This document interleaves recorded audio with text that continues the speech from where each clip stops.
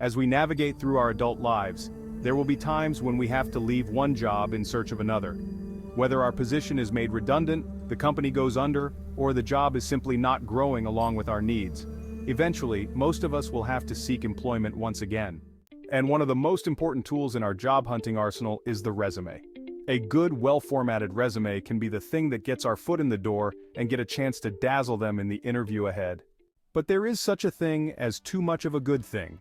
So, when I'm working on my resume, I often remind myself that this form is meant to give the prospective employer a snapshot of who I am, not a full autobiography with footnotes. Thus, while I go through my list of previous employers, I do my best to summarize my responsibilities using simple, straightforward terms. If there's something I'm particularly proud of or some sort of recognition I received, I'll include that as well, but briefly. If brevity is the soul of wit, simple and direct language on a resume is the soul of easy reading.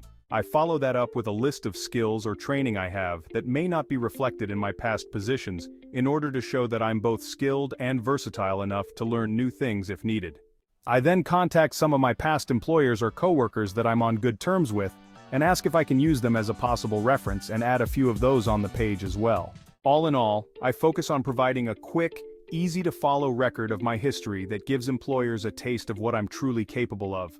In my experience, hiring personnel often appreciate people who know how to get to the point quickly without leaving the major details out. So, in this way, the resume itself is part of the resume, exhibiting my skills before they even finish reading it. I review what I've written, send it off, and prepare myself to elaborate on any aspects the interviewer may have questions about in advance. In the end, I breathe a sigh of relief that I've done what I should and get ready to do my best in the interview.